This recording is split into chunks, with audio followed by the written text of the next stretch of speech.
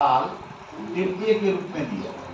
यदि प्रश्न कैसा लिखा हो आपका तृतीय के रूप में दिया जाए तब आप बहुलक कैसे लिखोगे। एक तरफ लिखा होगा आपका पद और दूसरी तरफ लिखा होगा आपका बारंबार।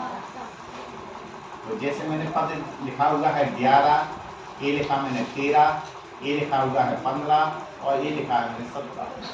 ये मैंने लिखा हुआ है 8, ये लिखा है मैंने मान लिया कि 6 और ये लिखा हुआ है 7 और ये मान लिया कि आपको लिखा हुआ है 4। ठीक है।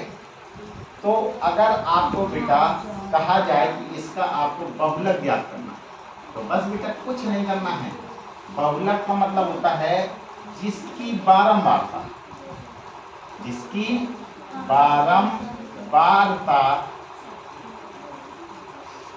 बारंबारता ज्यादा हो।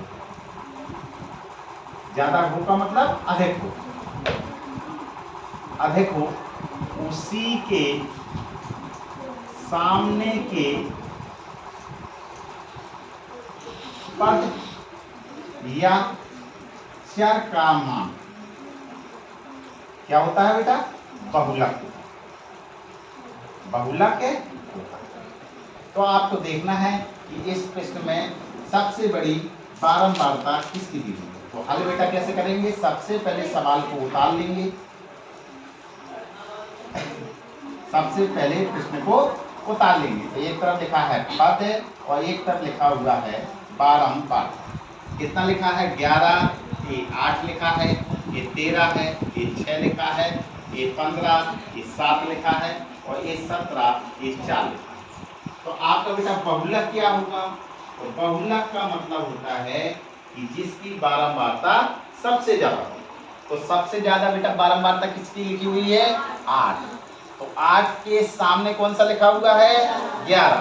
बस बेटा यही आपका क्या है बहुलक आया। तो बेटा क्या है इसका मतलब है कि 11 का जो पद है वे 11 8 बार लिखे हुए हैं। ये 13 जो लिखे हुए हैं वो कै बार लिखे हुए हैं 6 बार लिखे हुए हैं। ये 15 है 15 कै बार लिखे हुए हैं 7 बार लिखे हैं। 17 कै बार लिखा हुआ है 4 बार। तो सबसे ज्यादा बार कितना लिखा हुआ है सबसे ज्यादा बार 11। यही तो प्रश्न होता है। तो बहुलक क्या है कि जो संख्या सबसे ज्यादा बार लिखी हो वही आपका बहुलक है। तो अगर कभी भी बेटा डिब्बे वाले प्रश्न आ जाएं और आपको कंपटीशन का कोई भी टेस्ट देना है और आपको बताना है कि कौन सा बहुलक होगा तो आपको सिर्फ क्या करना है बारंबारता देख लीजिए। जो सबसे बड़ी बारंबारता हो उसी के सामने वाला हो पद ही क्या होगा बहुलक होगा। तो यहाँ सबसे बड़ा बारंबारता कौन सी दी गई है 8। 8 के सामने क्या लिखा हुआ है 11। यही आपका बहुलक। ठीक है।